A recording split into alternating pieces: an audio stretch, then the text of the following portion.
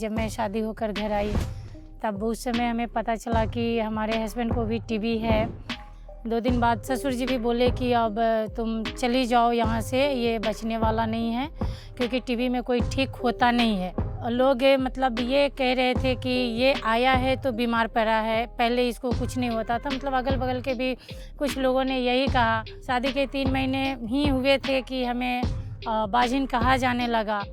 तो जब हम लोग पास में आते थे तो तुरंत सा वो मतलब पूरे फैमिली में ये हलचल हो जाती थी कि अरे दूर नहीं रह सकती है, उसको जीने नहीं देगी, मतलब कॉलेज में पढ़ती है, उसके क्या मतलब उस पर भरोसा। धीरे धीरे परिवार का सपोर्ट मिलना कम होते गया। अब पापा से खोजते थे तो भैया के कहो, अब भैया से खोजते थे तो पापा के कहो। तो इस दरम्यान में MDR हुआ तो लोग कहने लगा कि तुम लोग जाओ रेलवे लाइन पर जाके सो जाओ, कोई नहीं बचने वाला है, तो सब पूरे परिवार खत्म हो जाएगा। और जितना मतलब हम एक PWTB का एक केयर करते हैं, उनको जिस तरीके से दवा देते हैं उसी तरीके से परिवार को भी टीबी के बारे में शिक्षित करना ज़रूरी है। उनको ये जानकारी होना चाहिए कि टीबी हुआ है, ठीक है, बट उस कंडीशन में खुद को कैसे सावधान रहनी है, खुद को कैसे सुरक्षित रखनी है और इस तरीके से वो खुद को भी सुरक्षित रख सकते हैं और अपने DRTB मेंबर को भी वो बचा सकते हैं, उनको एक अच्छे आगे का लाइफ बना सकते हैं। DRTB में आपको लंबे टाइम तक दवाई खानी होती है। दवाई के दौरान आपके शरीर में बहुत सारे साइड इफ़ेक्ट्स हो जाते हैं। साइड इफ़ेक्ट्स के कारण डॉक्टर के पास अगर हम जाते हैं तो डॉक्टर कॉम्बिनेशन में बहुत सारी मेडिसिन लिख देती है। वो मेडिसिन हमें पब्लिक में प्रोवाइड नहीं होता है, हमें प्राइवेट में जाना पड़ता है, जिससे क्या होता है कि हमारे खर्चे बढ़ जाते हैं। पेशेंट को अपनी इलाज के लिए एक शहर से दूसरे शहर जाना पड़ता है, उसमें उसके खर्चे बढ़ जाते हैं, ट्रैवल का कॉस्ट ज़्यादा लग जाता है। जो DRTB पेशेंट होते हैं उनको इंजेक्शन लेनी होती है, वो इंजेक्शन का कॉस्ट भी उनको खुद से ही पे करना पड़ता है। जो मैं चाहूँगी कि गवर्नमेंट हमें उस ट्रैवल का कॉस्ट दे और जो ये हमारे 500 पोषण निश्चय पोषण राशि है उसको भी वो बढ़ाए और जो भी टेस्ट है, जो भी टीबी से रिलेटेड जो भी टेस्ट है वो मैं चाहूँगी कि गवर्नमेंट वो पब्लिक सेक्टर में ही प्रोवाइड करे ताकि पेशेंट को अपनी जेब से खर्चे ना करने पड़े।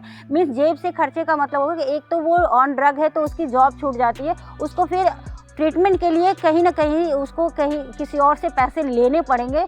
उससे अच्छा है कि अगर गवर्नमेंट उस पेशेंट के लिए कुछ कर सके ज़्यादा से ज़्यादा तो वो ज़्यादा बेटर होगा।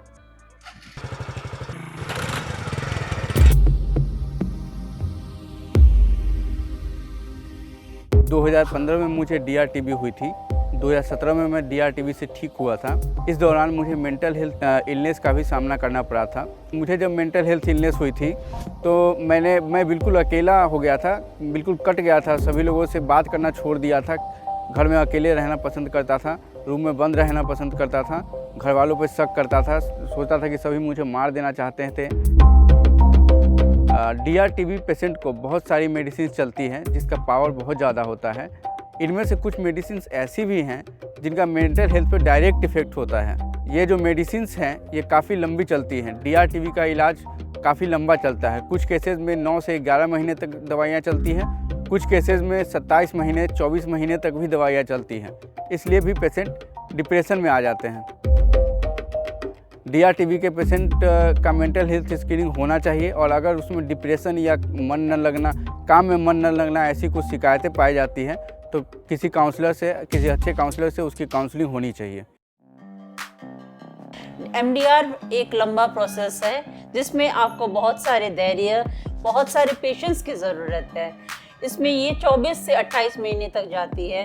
28 महीने तक जाएगी तब भी आपका कंप्लीट नहीं हो सकता जब तक आपका रिपोर्ट नेगेटिव नहीं आती है। डॉक्टर ऐसे थे कि तुम छोटी बच्ची हो, अभी बहुत ज़िंदगी में करना है, तुमको पढ़ाई करना है। मैंने DRTB के साथ साथ मैंने अपना पोस्ट ग्रेजुएशन भी कंप्लीट किया।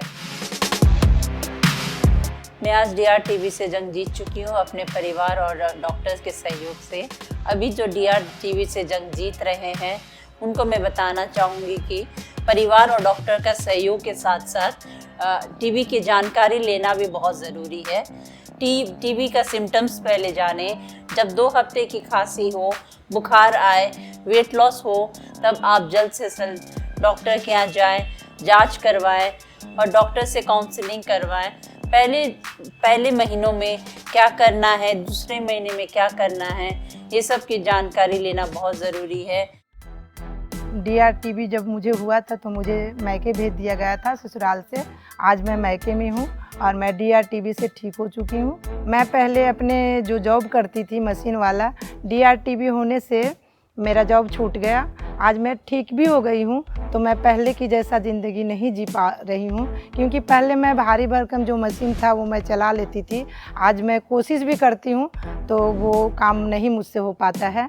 अगर मुझे सर्दी खांसी होता है तो लोग मुझसे भेदभाव करते हैं। अगर मेरे साथ वो साथ नहीं बैठते, वो बोलते हैं कि मुंह पे जो रुमाल है रख के कि आप यहाँ से हट जाओ, आपको फिर से टीबी हो गई है। ये स्टिग्मा भी बहुत बड़ा हमारे साथ हो रहा है। तो टीबी चैम्पियन बनने के बाद मैं टीबी चैम्पियन के रूप में आज मैं काम करती हूँ। तो जो DRTB के सर्वाइवर हैं, जो दवा खा रहे हैं, ये खा चुके हैं, उनसे जब मिलती हूँ तो उनको भी बहुत सारे कठिनाइयों को सामना करना पड़ता है। उनके भी जॉब छूट गए हैं, किन्हीं का कान से सुनाई नहीं पड़ रहा है। इसके बीच बहुत सारे कठिनाइयाँ हैं और उन्हें भी DRTB, जितने सारे DRTB हैं जो ठीक हो चुके हैं, उनको भी सपोर्ट की ज़रूरत एवं सहयोग की ज़रूरत है।